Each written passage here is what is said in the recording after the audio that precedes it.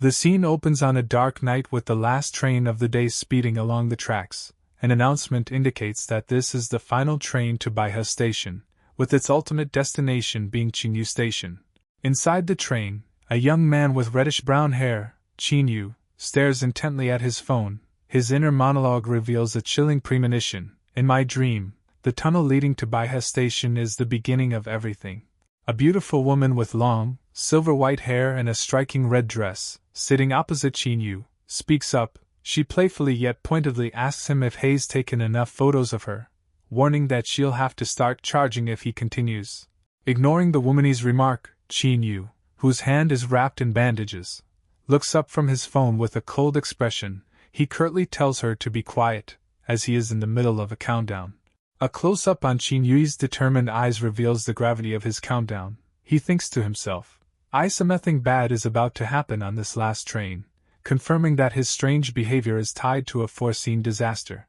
His ominous words draw the attention of other passengers. A construction worker, annoyed by the talk of bad luck, tells Qin Yu to just take pictures of the girl and stop spouting nonsense that they don't want to hear. Another passenger, a muscular man in a tank top, glares at Qin Yu with irritation. He accuses him of being a coward who takes photos secretly, and then tries to cover it up by making up stories. The commotion escalates as more passengers get involved. A man in a suit, seeing the displeasure of the women on the train, angrily brandishes his phone and threatens to call the police, demanding that Qin Yu delete the photos immediately. Completely unfazed by the surrounding chaos and accusations, Qin Yu calmly continues his countdown, his lips barely moving as he murmurs 3, 2. His focus is absolute, ignoring the escalating tension around him. His strange behavior polarizes the other passengers. The silver-haired woman seems intrigued, finding his act somewhat convincing. The construction worker, however, scoffs at his seriousness, while the muscular man makes a bold bet against anything happening. A young woman with light purple hair simply watches in silence, her expression unreadable. The man in the suit, his patience completely gone, yells at Qin Yu, infuriated that he's still putting on an act so late at night. With a calm but piercing gaze, Qin Yu utters the final number of his countdown, 1. The word hangs in the air, a silent promise of the chaos to come. Instantly, the train is thrown into chaos. A violent jolt sends passengers stumbling and falling, and the lights begin to flicker erratically. As the train shakes, Qin Yu's eyes glow with an ominous red light. He calmly warns the others, careful, we've already run into the monster. His thoughts confirm the horrifying truth, just like in his dreams. At precisely 11:32:17, the last train to Baihe Station has crashed inside the tunnel. The sudden stop and Qin Yu's words send a wave of panic through the passengers. The silver-haired woman cries out, asking what is happening, while the man in the suit, sprawled on the floor, wonders in terror if there could really be a monster. The muscular man, who had been mocking Qin Yu moments before, shouts in denial, trying to rationalize the event as a mere coincidence. Sparks fly outside as metal grinds against metal, amidst the chaos. With other passengers thrown to the floor, Qin Yu remains perfectly composed, sitting calmly as if nothing has happened. With a final click, the lights go out completely, plunging the train car into absolute darkness. Panic ensues as voices cry out, questioning the power outage and suggesting they use their phone flashlights. The darkness is pierced by a phonious flashlight, but the relief is short-lived.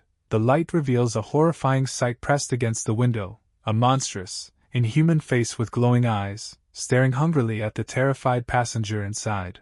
As a new wave of panic erupts, the silver-haired woman turns her terrified gaze from the monster to the one person who remains calm, Qin Yu. Realizing his predictions were true, her voice trembles as she demands, "What are you looking at?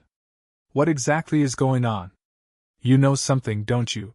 Instead of answering directly, Qin Yu simply raises a finger to his lips, a calm and knowing look on his face. Listen, he says, silencing the panicked woman. In the tense silence, a strange, unsettling sound begins to fill the train car. Kirk, kirk, kirk. The terrified passengers, including the silver-haired woman and the man in the suit, look around, trying to locate the source of the creepy noise. The muscular man also hears the grating sound and nervously asks what it is, while the construction worker behind him, overcome with fear, begins praying to Buddha for protection.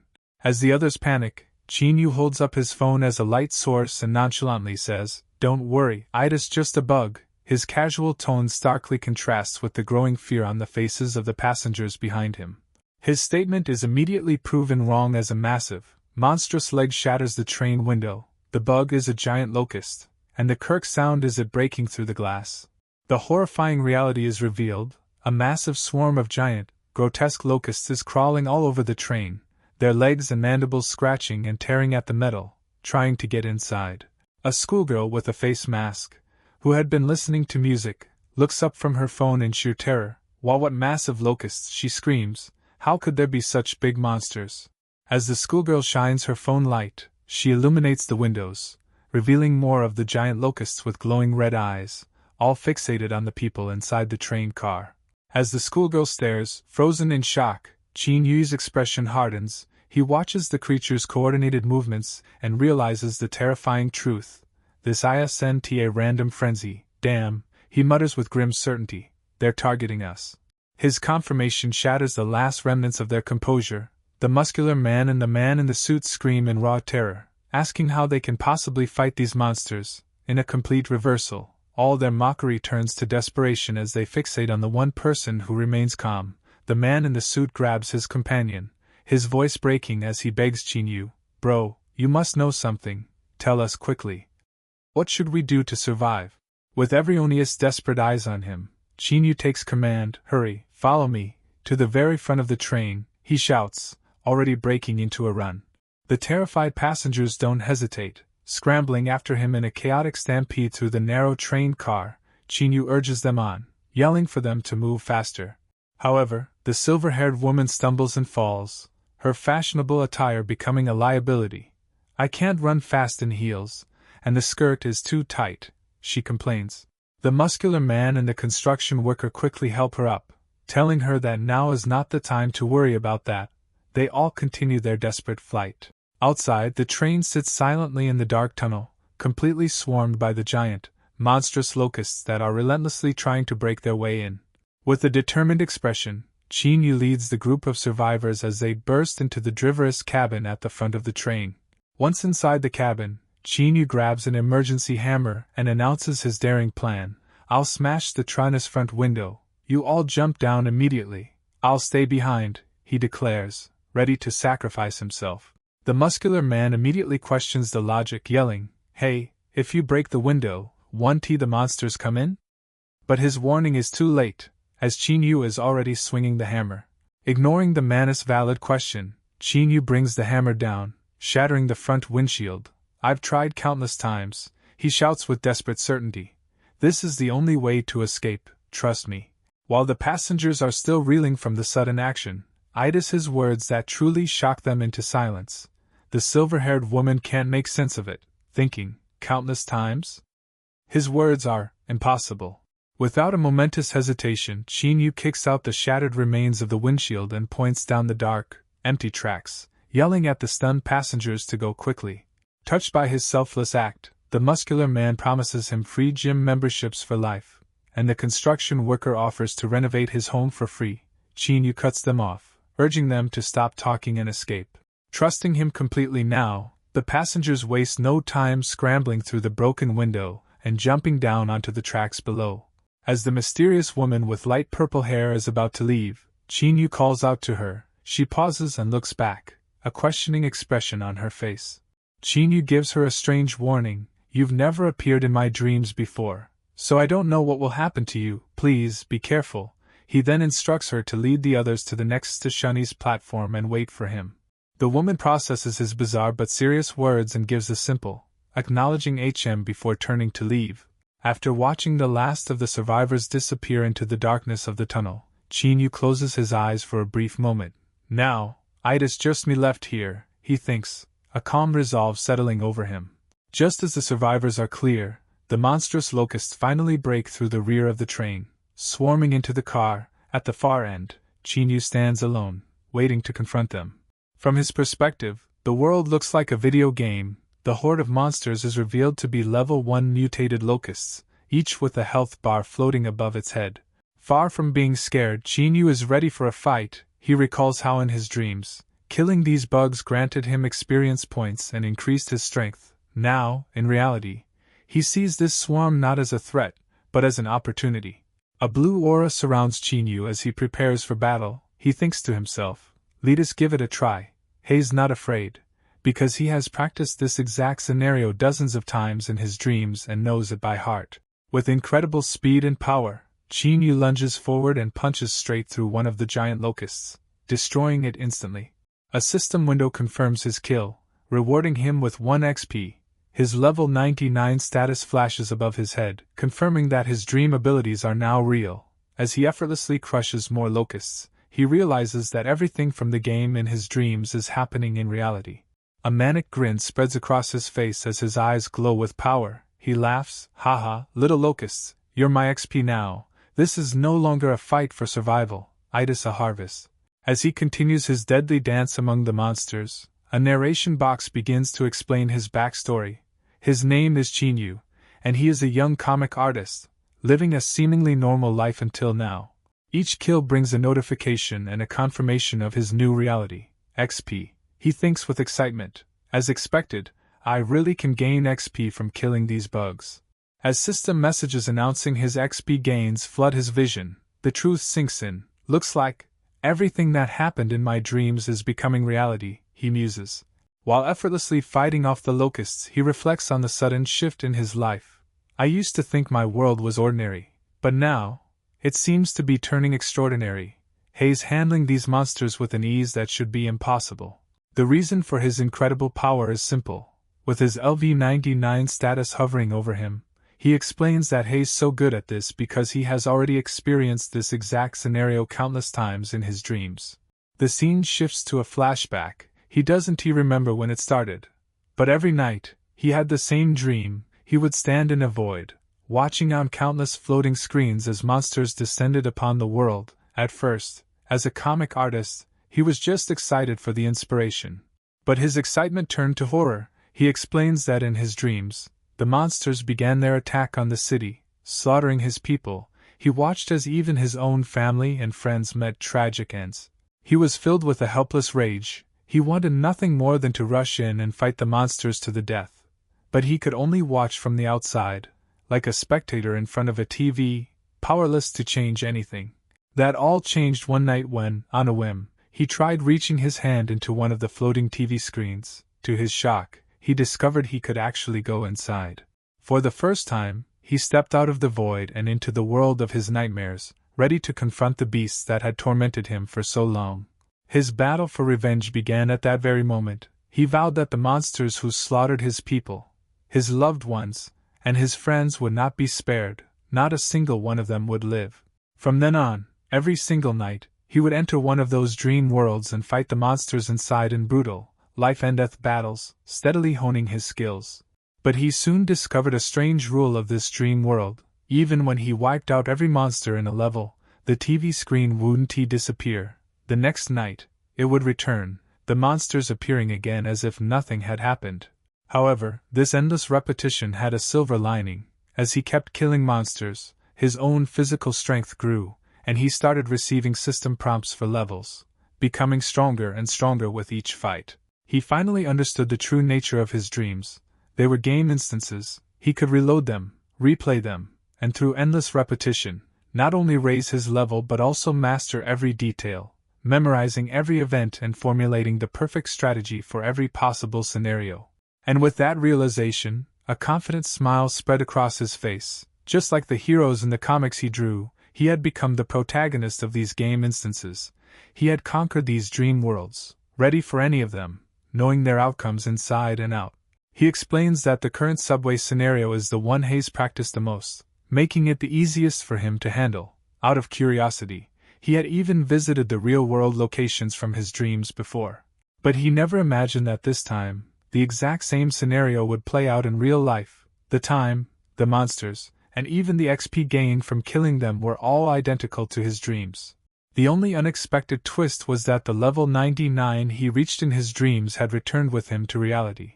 His physical strength now far exceeds any normal human. He is a superhuman, standing like an unstoppable god of war even when surrounded by monsters.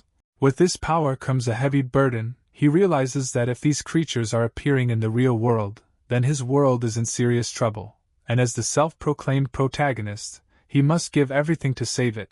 The flashback ends, and Qin Yu unleashes his full fury upon the locusts. "Don't even think about destroying my world, you fucking bugs," he roars, crushing a monster with his bare hands. Meanwhile, the group of survivors makes their way through the dark tunnel. The man in the suit tries to keep morale up, assuring everyone that the lights will be on once they reach the platform. But the silver-haired woman voices the guilt they all feel. "We all know that. But," she begins, "are we really going to leave that handsome guy behind all by himself?" Her question hangs heavy in the air, and a somber silence falls over the group as they continue walking, their faces etched with regret. The construction worker's voice is heavy with shame as he expresses the thought on every Onius mind. "We don't even know that young man, yet he stayed behind to protect us." The muscular man chimes in, his earlier bravado replaced with clear regret. "We were all too scared," he admits. "But looking back, if we had faced it together, maybe our chances of survival wouldn't have been so bad." Even the young schoolgirl, who had been quiet before, sighs with a mix of fear and admiration, admitting, "That guy is really brave." Suddenly, the purple-haired woman spots a glimmer of hope in the distance. "There is light up ahead," she announces to the group. The light is from Baiha Station. A wave of relief washes over the group as they realize they're saved.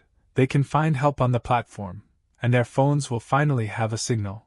But as the others start toward the safety of the light, the purple-haired woman stops them with a piercing question. "So, you're leaving him behind?" Her question forces them to confront a difficult choice. Everyone knows that the platform represents safety and survival, while the tunnel behind them holds only monsters and danger. The silver-haired woman is the first to make a stand. "I think we should go back and save him," she declares, trying to inspire courage in the others. "They're just some bugs. There are so many of us. Are we really afraid of a few bugs?" Her bravery ignites a fire in the others. The men, who had been ashamed of their cowardice, now agree. They can't leave their savior to die. Armed with a hammer, the construction worker rallies his friends, ready to smash some bugs. The schoolgirl, however, is too paralyzed by fear. "I am not going. I am scared," she stammers, crying that her mother is waiting for her at home. Showing compassion, the silver-haired woman tells her to stay on the platform with another woman who also looks weak, and to find help. She believes the rest of them are enough to go back for Qin Yu. But just as the newly formed rescue party is about to head back into the darkness, the purple-haired woman suddenly shouts a desperate warning. "Don't go, something is coming."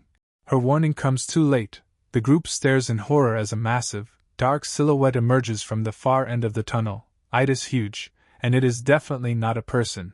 The creature steps into the light, revealing a new nightmare. A monstrous praying mantis, over 2 meters tall, with glowing red eyes. After the locusts, this new horror sends a fresh wave of despair through the survivors. The giant mantis wastes no time, charging straight for them. The groupie's brief moment of courage evaporates, and they turn to run for their lives once more. With terrifying speed, the mantis closes the distance, leaping through the air with its deadly scythes aimed directly at the fleeing survivors. The others can only scream in terror as they realize the monster has caught up. The silver-haired woman, who is closest to the beast, feels its presence looming over her and shuts her eyes, certain she is about to die. Suddenly, a flash of green light cuts through the darkness, and the woman is splattered with something sticky. She opens her eyes in shock, realizing Shay's unharmed. Shay's still alive. A confident voice calls out, "Of course you're alive, everyone, your savior has arrived." In a blur of motion, Qin Yu appears, landing heroically between the woman and the now deadly mantis, having saved her at the last possible second. Standing as their protector, Qin Yu promises to keep every single one of them safe. He then makes a grand, world-altering declaration. "Remember, everyone, I am Qin Yu, the main protagonist of the great Qin Empire's game." In the chaotic subway tunnel, Qin Yu stands guard with a makeshift blade, calmly telling a terrified woman in a pink dress, "Missy, go hide behind there." She can only stammer out a thank you, overwhelmed by the situation. The other survivors watch in stunned silence. A man in a hard hat can't believe his eyes, shouting that Qin Yu actually managed to wound the giant creature. Next to him, a businessman breaks into a cold sweat, realizing with terror that if Qin Yu had gone all out against him earlier, a single punch would have been fatal. From a safe distance, A mysterious woman with silvery white hair observes Qin Yu as he faces the mantis monster. Acknowledging his prowess, she thinks to herself that he is truly different compared to the rest of the frightened group. Her gaze narrows as her thoughts drift to the nature of their new reality. She muses that in this world, there are a few chosen ones selected by the planet's will for their immense mental power. These are the people destined for greatness. The narration continues, explaining that these chosen individuals possess talents so great that they have the potential to reshape the entire world, much like a brilliant scientist changing the course of history. Individuals who possess such overwhelming talent are known by a simple, fitting title, geniuses. They shine brightly, captivating the world like a superstar on stage. These geniuses are the driving force of progress, pushing the planet toward a more perfect state and infusing it with an endless and powerful vitality. However, as the woman looks back at Qin Yu, standing defiantly before the monster, she realizes he doesn't fit that mold. But this guy, she thinks, he's not one of them. She speculates that he's more like someone selected by the dark star's will, the shadow that exists alongside the light. Her thoughts delve deeper into this opposing force. Unlike the planet's will which strives for survival, the dark star's will is a consciousness that causes chaos purely for amusement. To get its show, it selects extraordinary people based on one thing only, their potential to deliver a spectacular performance, without any regard for good or evil. The figures that flash through her mind, tyrants, warlords, and monsters, are the result of this selection. For them, bringing catastrophic disaster to the world is of no consequence. But she knows this dark power doesn't come for free, it always exacts a terrible price on the soul of the chosen. The white-haired woman's internal monologue continues. She recalls that while those chosen by the dark star gain immense power, there's a terrible side effect. Their inner desires become amplified and twisted, turning them into monstrous versions of themselves. This is what confuses her. But this guy, she thinks, observing Qin Yu, he has been helping everyone all along. A demonic shadow of Qin Yu looms behind him in her mind's eye, representing her suspicion. She can't tell if his kindness is an act or his true nature, lamenting how difficult human thoughts are to understand. Meanwhile, Qin Yu isn't concerned with her observation. His focus is entirely on the monster, where a system window only he can see has appeared. It identifies the creature as a broad-axe mantis level 3 and displays its stats. A crucial line of text catches his eye. There's a chance it may drop items. A confident smile spreads across Qin Yu's face. This changes everything. He recalls how previously, any items he obtained in his countless dream instances couldn't be brought into reality. But now, he thinks, glancing at the blade in his hand, I can acquire items, and these will significantly boost my combat power. The possibility of tangible growth in this new reality is exhilarating. As the mantis lunges, Qin Yu remains focused on his strategy. The more items he can obtain, the higher his chances of surviving the unknown dangers ahead. He reminds himself that this is reality now. A single mistake could lead to unpredictable and fatal consequences. Clashing with the creature, Qin Yu makes a decision. I need to lure it away a bit before killing it. He remembers that in his past dream loops, the other survivors would rush in to help during side quests, only to become casualties. He is determined to prevent that from happening in reality. As he dashes away, a thought crosses his mind. There's a superstition among players that the longer you fight a monster, the higher the chance of getting a good item drop. I wonder if that works in reality? He muses. Without a second thought, he puts his plan into motion, dodging the mantis's attack and using his incredible speed to sprint down the tunnel, deliberately luring the monster away from the other passengers.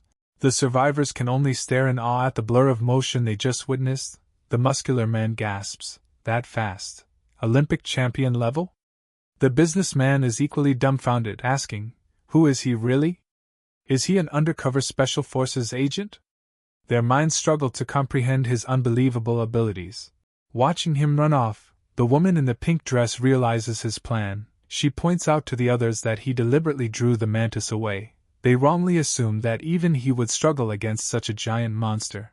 The grim implication of this dawns on her and the construction worker. With dawning horror, she asks the question on everyone's mind, is he planning to sacrifice himself to save us? The muscular man is moved. After a moment of disillusionment, realizing there are no superheroes, he decides to take action. Enough talk, let's go help him, he yells, trying to rally the group. The woman in pink quickly agrees, ready to follow. But before they can take a single step, a deafening sound echoes from the end of the tunnel, stopping them in their tracks. It's so loud it startles everyone. The source of the sound is Qin Yu, effortlessly finishing the fight. With a cocky grin, he taunts the beast as he brings his weapon down. Want to attack? Let's see if Uncle Qin will let you live. You little monster! Jump again, huh? The group of survivors can only stare, their jaws agape in complete and utter shock. Down the tunnel, the mantis's body explodes in a flash of light, leaving behind 2 glowing orbs. A system window pops up in Qin Yu's vision. You killed the broad axe mantis level, you're lucky. Extra items dropped. He internally notes his good fortune. 2 grayish-white orbs float where the monster died. Qin Yu is unsurprised. As expected, level 3 monsters don't drop anything great, he thinks to himself, knowing from experience that the color corresponds to a low-tier E-rank item. He examines the loot. One is an E-rank skill book, Hedong Lion's Roar, which he remembers being useless from his dream instances. The other, however, is an E+ rank dagger weapon, the Broad Axe Mantis Blade, which he considers very handy. With a grin, Qin Yu decides to equip his new weapon. Holding the glowing orb, he commands, Broad Axe Mantis Blade, show me your true form. As the light subsides, a new weapon materializes in his hand. The system displays its stats. A rank E+ Broad Axe Mantis Blade. Qin Yu thinks it looks pretty good, noting that its E+ rank comes from the fact it can be enhanced 3 times, which could drastically improve its power. Back with the survivors, they are still trying to comprehend what they just saw. The muscular man points toward Qin Yu in the distance, stammering, "Did you guys see that?" Right after the mantis was killed, it exploded. Another agrees, saying the whole event feels unbelievable, just like a video game. The white-haired woman agrees with the video game comparison. She explains that the monsters themselves, the way they die, and Qin Yu's incredible skills are all things that simply could not exist in their reality.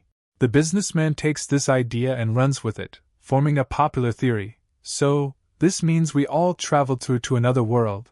He compares their situation to an online comic where the protagonist has an accident and ends up in a fantasy world.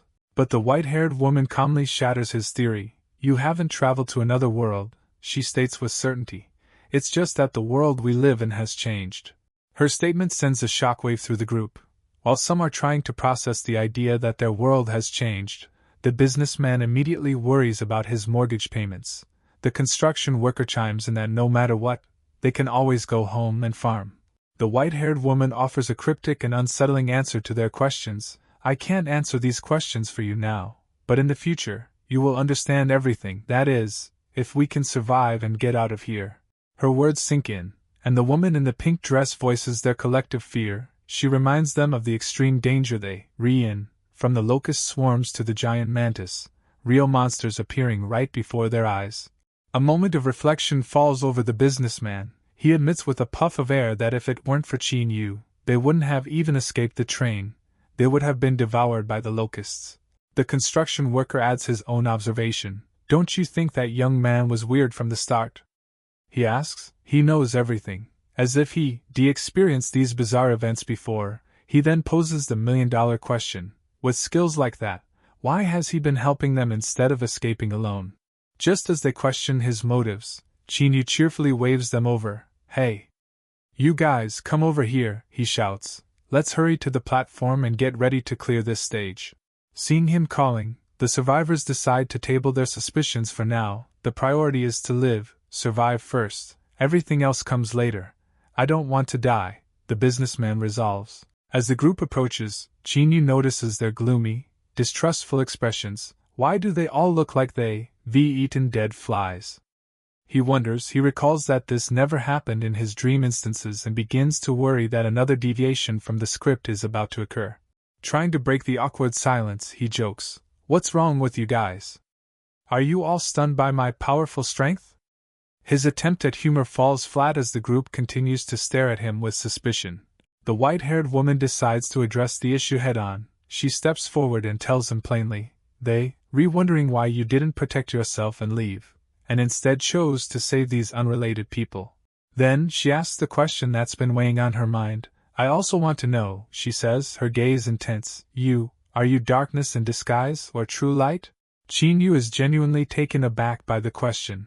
A flash of annoyance crosses his face as he thinks, unbelievable, I came here to save you, and you're treating me like some kind of demon? He gives them a cryptic, partial truth. If I hadn't met you guys thousands of times in my dreams, I would, left you behind long ago. This strange explanation only deepens their confusion. Seeing that his cryptic answer did little to ease their worries, Qin Yu lets out a small sigh. He relents with a resigned smile. It seems if I don't explain the reason clearly, you, keep worrying, he says, preparing to give them the truth. Fine then, listen closely. His words immediately capture their full attention, and a tense silence falls over the group. The woman in pink and the girl next to her lean in, desperate to finally understand the real reason behind his mysterious knowledge and actions. The answer was just seconds away. Just as Qin Yu opens his mouth to explain, his sentence is cut short by a terrified scream from the crowd. The reason for the scream quickly becomes apparent. A new monster has arrived, and it's even more terrifying than the last. An enormous, red-headed centipede bursts onto the scene, towering over the survivors. Absolute panic breaks out. The survivors turn and flee for their lives, with the muscular man screaming, "Superman bro! Help us!" While they panic, Qin Yu remains perfectly calm. He issues clear commands: head to the platform with the lights, but don't go up yet, hide inside the tunnel first. He then adds a chilling warning, because there's still the final boss of this stage on that platform. His use of game terms like final boss shocks them, but they trust him now. The group runs for the designated hiding spot, with the construction worker promising Qin Yu free renovations if they survive.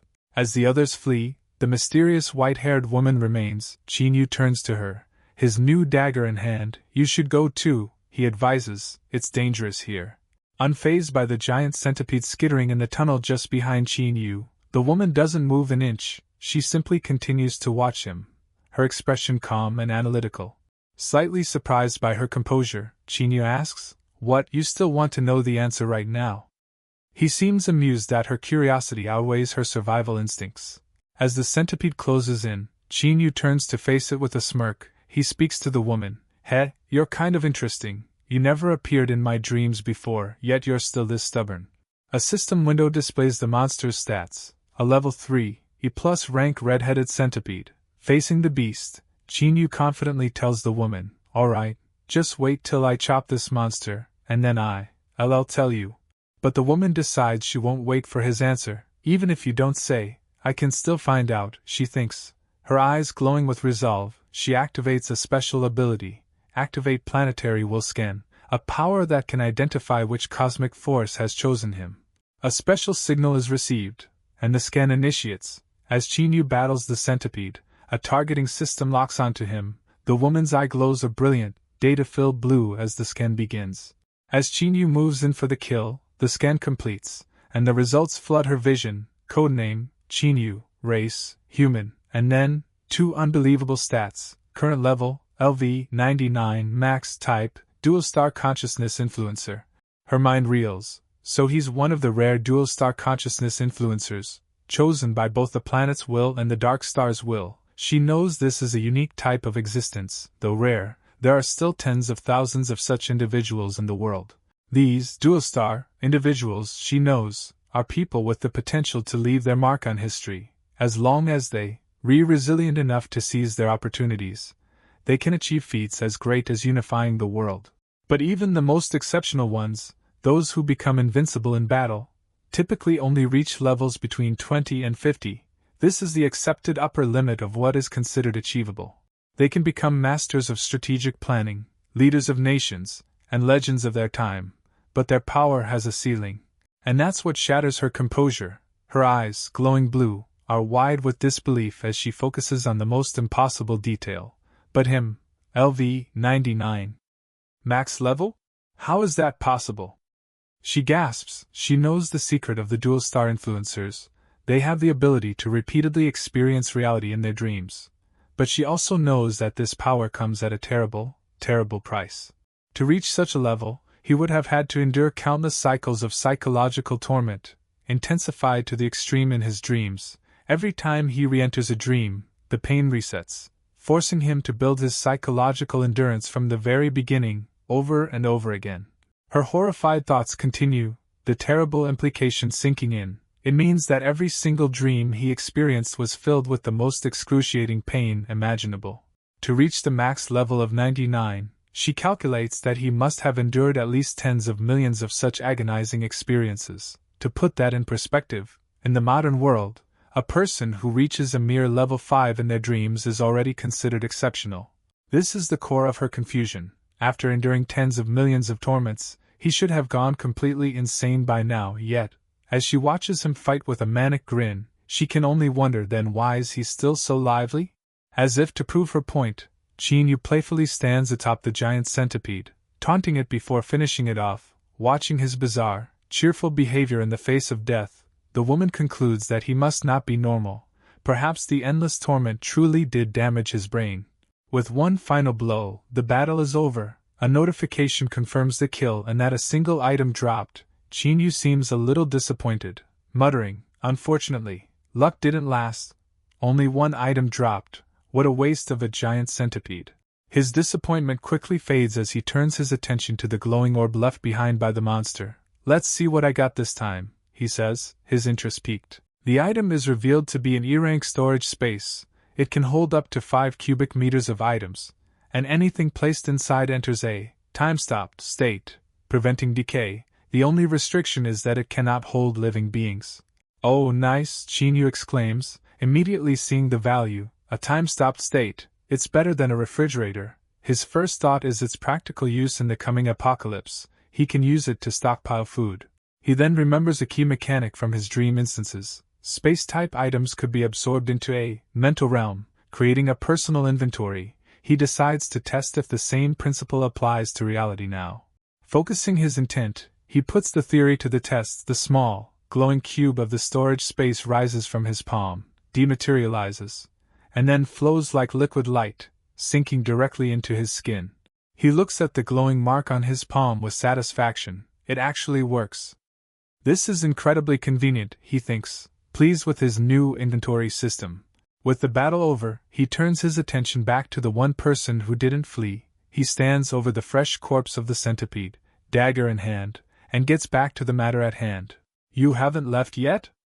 He calls out to her down the platform. "You really are a persistent woman."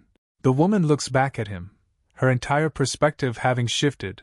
"My question has changed," she says, her voice serious. She no longer cares if he is good or evil.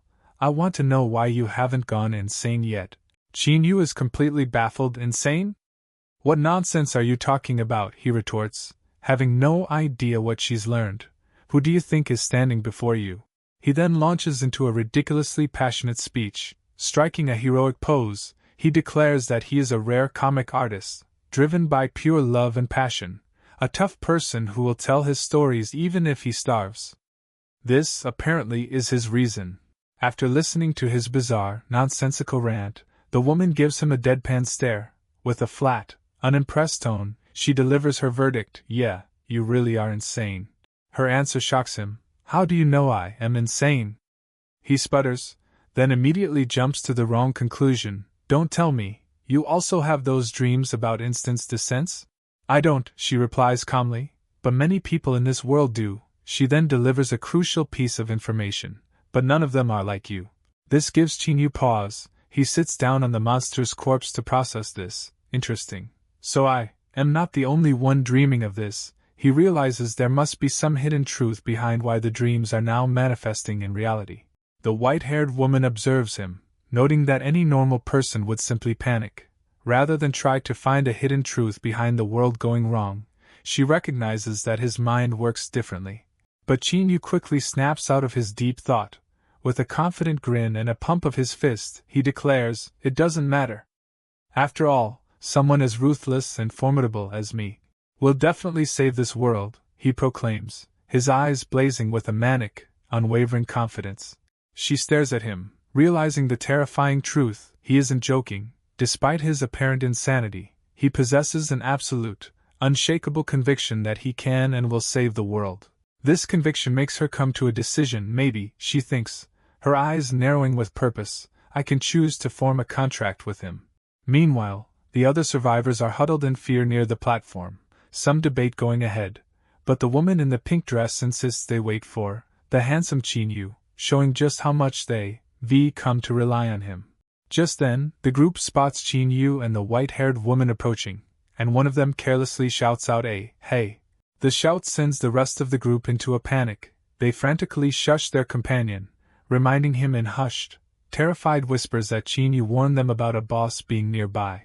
Qin Yu strolls up to the terrified group, gesturing for them to stay back. Don't worry, he says with a cool smirk, this boss is the final monster of this instance.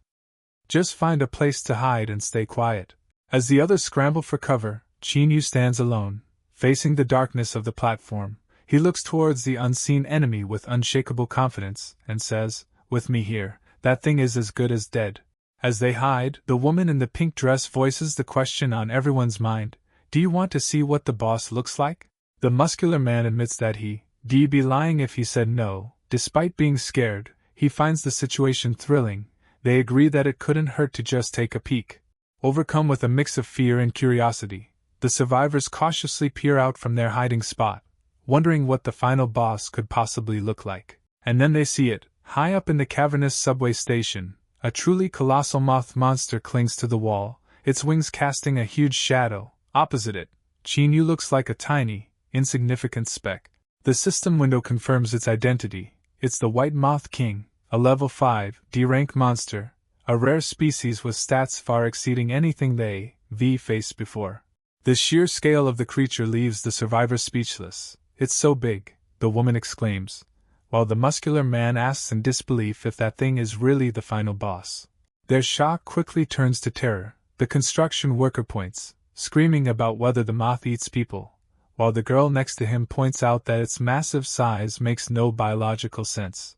Before they can panic further, the Moth King attacks, unleashing its E-rank skill, Wing Hurricane. A tremendous blast of wind erupts from its massive wings. The force of the hurricane is devastating. The survivors are thrown to the ground as razor-sharp winds tear through the station, powerful enough to destroy the very walls. To them, it's a lethal storm. But to Qin Yu, it's nothing. He stands his ground against the gale, a wild grin on his face. Cool. Big Moth, flap a few times more, he shouts, mockingly. Lord Qin enjoys the breeze. The White Moth King seems genuinely confused. Its powerful hurricane attack, which sent everyone else flying, has absolutely no effect on the man standing before it. With the wind still howling, Qin Yu decides he's had enough of a breeze. With a wild grin, he leaps directly through the hurricane, closing the distance to the giant boss in an instant. Take this, he roars, his eyes glowing with a dark energy as he plunges his new dagger deep into the White Moth King's head, ending the chapter on a decisive final blow. In the aftermath of the battle, Qin Yu stands before the giant moth monster. With a sinister grin, he reassures the terrified onlookers, telling them not to panic about the dizziness from the monster's spores, as it will pass soon. The moth monster releases its E-rank skill, Poison Powder, but instead of dodging, Qin Yu spreads his arms wide, welcoming the attack as he inhales the spores and notes their familiar scent. A look of pure bliss spreads across Qin Yu's face. To him, the deadly poison smells amazing, a reaction that sets him apart from any normal human. The few remaining survivors watch in horror. Two men comment on the poison's corrosive nature, concluding that no ordinary human would be sniffing it like incense. A woman in a red dress looks on, her expression filled with fear and awe. She remarks that Qin Yu, with his terrifying immunity, seems more like the final boss than the monster itself. Another group of survivors, equally stunned, question what they are seeing. A young woman wonders aloud if Brother Qin Yu is even human after he recklessly thrashes the moth. The perspective shifts to the moth monster. It begins to panic as it realizes its potent poison has absolutely no effect on the man standing before it. Terror completely takes over the monster. The hunter has become the hunted, and its only instinct is to flee for its life. With a playful taunt, Qin Yu launches himself into the air, closing the distance to the fleeing monster in a single, gravity-defying leap as he prepares to strike. Below, the survivors can only stare upwards, their minds reeling from the impossible sight. One woman jokes that Newton must be spinning in his grave, while the others are simply left shocked and awed by his superhuman abilities. With a final, decisive slash, Qin Yu cuts down the moth monster, a confident smile on his face as he lands gracefully. As the monster disintegrates, a system notification appears, confirming he has killed a white moth demon level 3. Another message praises his excellent luck, announcing a green quality item has dropped. Qin Yu grabs the loot, a glowing green orb. He decides to save it for later, thinking that his assistant's amazing luck might pull a rare job change scroll from it. He turns his attention to the terrified survivors. Acknowledging the miserable night they've had, he resolves to act as kindly as possible so he doesn't frighten them any further. He tells them it's safe to go home, but his attempt at a kind smile is lost behind a terrifying grin and streaks of green monster blood, creating a horrifying spectacle. His reassurance has the opposite effect. The survivors, led by the woman in the red dress, are paralyzed with fear, seeing him as something utterly terrifying. The spell is broken and the group scrambles to escape the station, desperate to leave the nightmare behind. One of them finds the experience scary, but also exciting.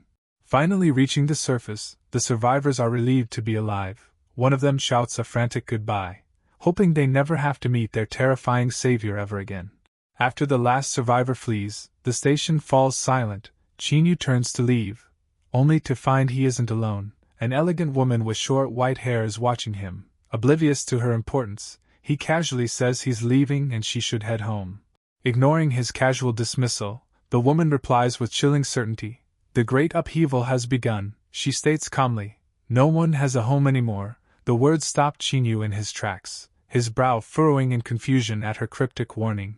Qin Yu is taken aback by the woman's ominous words, unable to immediately grasp their meaning. Suddenly, a city-wide alarm blares. The mysterious woman looks out as pillars of red light rain down from the sky, explaining that because he cleared the first instance too quickly, he has triggered the second round. The reality of the situation hits Qin Yu. This isn't just one isolated event. A full-scale invasion is beginning. She elaborates that this is an invasion from the star spirit world. The beams of light are creating isolated instances, or dungeons, across the city that will persist until their respective bosses are defeated.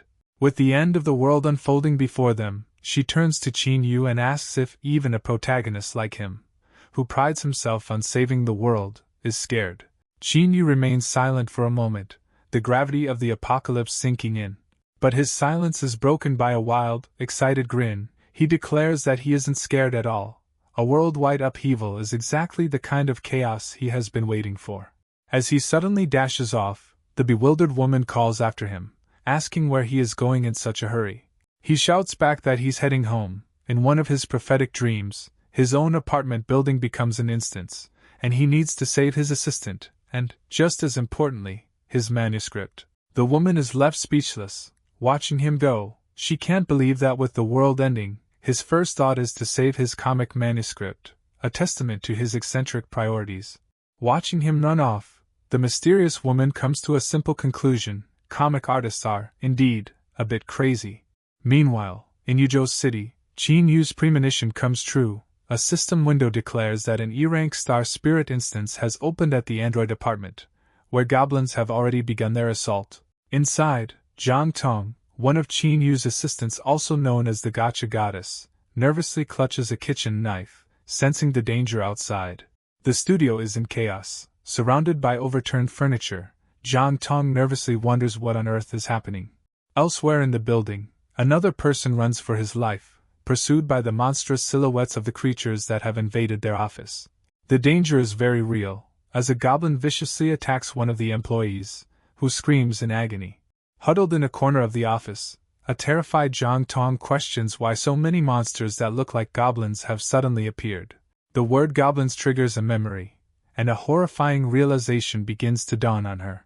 She remembers her boss, Qin Yu, laughing as he repeatedly told them about his dream where their apartment became a game instance filled with what he called weak goblins. At the time, she was just sick of hearing about it. The horrifying realization crashes down on her as she connects the memory to the chaos outside. There's no escaping the truth. Qin Yu's insane dream has become their reality. Her terror deepens as she realizes that, unlike in Qin Yu's dream, these goblins are not weak at all. They swarm in vicious groups, easily overpowering strong adults. The sounds of their rampage grow closer, and she realizes with a jolt of panic that the monsters are heading directly for her location. She regrets not listening more carefully to her boss's ramblings, now desperate for any clue they might have held. In a moment of panic, She even considers jumping out the window with the hard drive containing their precious manuscripts. Looking down 7 floors, she quickly realizes what a crazy idea that is. Not only would she die, but all their hard work would be destroyed. She scolds herself for thinking about drafts at a time like this. Her time is up. The goblins smash through the door, their red eyes glowing with malice as they swarm into the office. Frozen in fear, Zhang Tong finds herself cornered by one of the hulking creatures, its massive silhouette blocking her only escape route. With adrenaline coursing through her, she frantically tries to command her brain to think of a way out of this desperate situation. Suddenly, a booming voice commands the monsters to stop. A large, cloaked figure with bright green hair steps between Zhang Tong and the goblin horde. The lead goblin is momentarily stunned by the sudden intervention, giving Zhang Tong a precious second to breathe.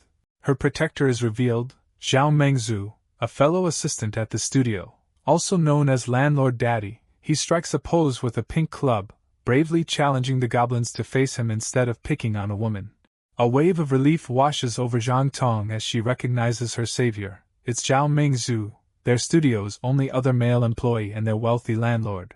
But her hope is quickly shattered. Despite his bravery, Zhao Mengzhu is swarmed and beaten down by the sheer number of goblins. Zhang Tong realizes with dread that even their muscular landlord daddy is no match for these monsters. With her protector defeated, the terrifying goblin turns its attention back to Zhang Tong, who is once again paralyzed by fear. As Zhao Mengzhu lies helpless on the floor, a goblin raises its crude club, preparing to deliver the final, deadly blow. Meanwhile, Qin Yu is still sprinting through the city streets, racing against time to reach his apartment building. He glances at his phone, 12-hour 11-minute 45-second, a grim memory from his dreams surfaces. The goblins killed his friend Zhao Mengzhu at exactly 12-hour 11-minute 55-second. With only 10 seconds left, he knows the stairs are too slow. The mysterious woman, keeping pace with him effortlessly, asks him what he intends to do now. Looking up at the towering skyscrapers, Qin Yu declares his only option: he'll have to run across the walls to get there in time. He takes a leap of faith and launches himself onto the vertical surface of a building, fueled by adrenaline and sheer will. His doubts vanish as he shouts, "I can do it!" The woman watches him scale the skyscraper, her expression calm. To her, this is just a simple trick for someone at level 99. She muses that Qin Yu doesn't yet grasp the true scale of his power, an existence so absolute that not even humanity's strongest weapons could erase it. Back in the office, the goblin brings its club down, about to end Zhao Mengzhu's life. But at the last possible second, Qin Yu smashes through the window, shouting that he made it just in time and delivering a powerful kick. His kick sends the goblin flying, saving Zhao Mengzhu from certain death. The immediate threat is neutralized. From the outside, a window on the 7th floor of the android apartment shatters, marking Qin Yu's dramatic arrival. Before he can even catch his breath, another goblin rushes to attack him from behind.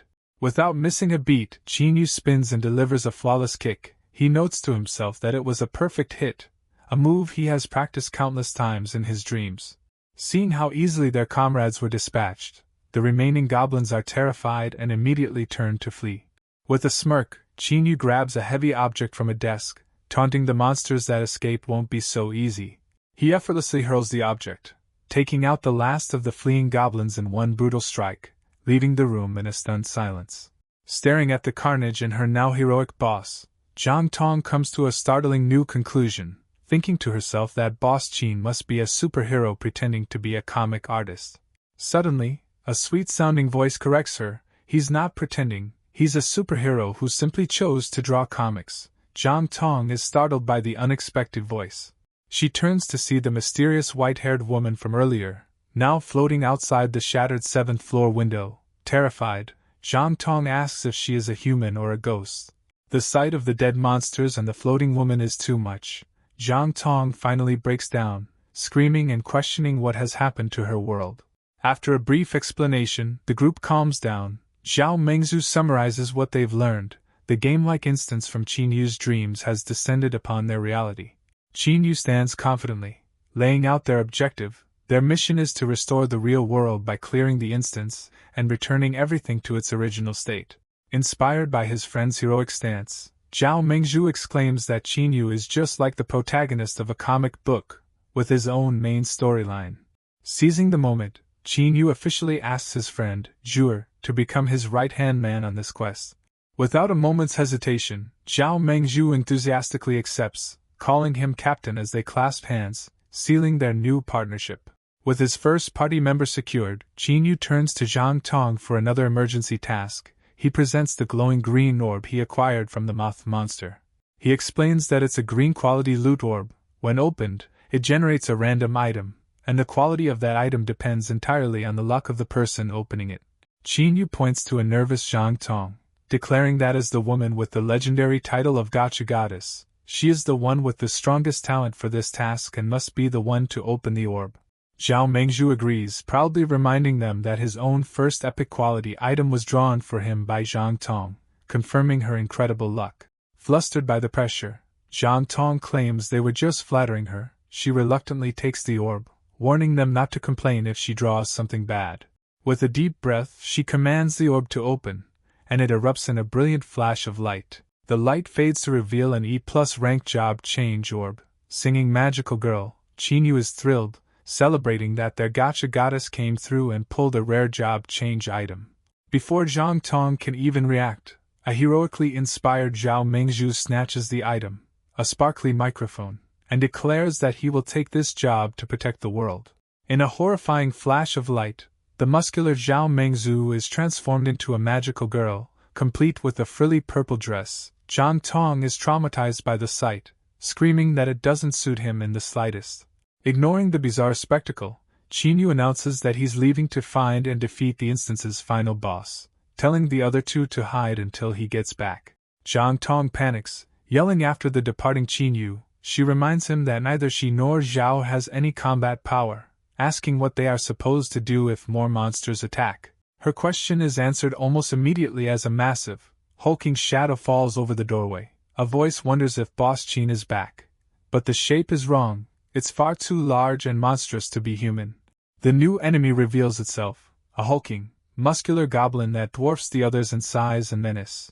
Both Zhang Tong and Zhao Mengzhu are stunned by the sheer size of the new monster, recognizing it as a much stronger foe. The muscle goblin charges, and Zhao Mengzhu, despite his ridiculous outfit, bravely tries to fend it off with the magical microphone. Seeing her friend about to be killed, Zhang Tong makes a decision. She realizes she can't hesitate. In a world that has already gone crazy, becoming a magical girl is a small price to pay for survival. As she accepts her new role, a system window appears, announcing that Zhang Tong has successfully changed her job. It declares that the singing magical girl's voice is the ultimate weapon against darkness. A brilliant light envelopes her as the transformation begins. Zhao Mengzhu can only watch in awe as his timid colleague begins to change. The transformation completes, revealing Zhang Tong in a full magical girl outfit. Surrounded by sparkles and light, she has truly accepted her new job. Just as the muscle goblin is about to crush Zhao Mengzhu with its massive blade, the newly empowered Zhang Tong prepares to intervene. Drawing on the logic she knows best from comic books, she quickly deduces her new abilities. As a singing magical girl, her greatest weapon must be her voice. Putting her theory to the test, she aims the microphone and unleashes a powerful sonic wave, shouting the word "stop" with all her magical might. The powerful sonic blast hits both friend and foe. The muscle goblin shrieks in pain while Zhao Mengzhu, caught in the blast, comments on the powerful electronic music. The attack works. A system window announces that the level 3 muscle goblin has been defeated, and it even drops another green-quality loot orb. Zhang Tong stares in shock, hardly able to believe that her desperate attack actually worked and she defeated the monster. The victory is short-lived, as the immense strain of using her newfound powers hits her all at once. Her magical girl transformation wears off, and she reverts to her normal self, dizzy and exhausted from the single attack. Lying on the floor and catching her breath, she realizes how tiring it is to fight this way. It makes her wonder just how powerful the final boss that Qin Yu went to fight must be. As if in answer to her thoughts, the entire building begins to shake violently, throwing her off balance as she wonders if it's an earthquake. The shaking is caused by the arrival of the instance boss. The roof is torn open, and a massive, crowned goblin king descends to face Qin Yu. A system window identifies the foe as the Fat King Goblin, a level 5 boss, Unfazed, Qin Yu compliments its power and makes a bold challenge. He will meet the king's sword strike with a single punch. Qin Yu charges his fist with a swirling vortex of brilliant, multicolored energy, preparing to unleash a devastating punch on the instance's final boss. Qin Yu meets the Goblin King's massive sword with his energy-charged fist. Watching from afar, the mysterious woman observes that even in this spectacular clash, the level 99 hero is only using a tiny fraction of his true strength. The fat King Goblin's confidence shatters, replaced by pure terror as it feels the overwhelming power contained in Qin Yu's punch. The boss is thrown completely off balance. Qin Yu effortlessly dodges a clumsy swing and delivers a powerful kick, knocking the king's sword from its hand.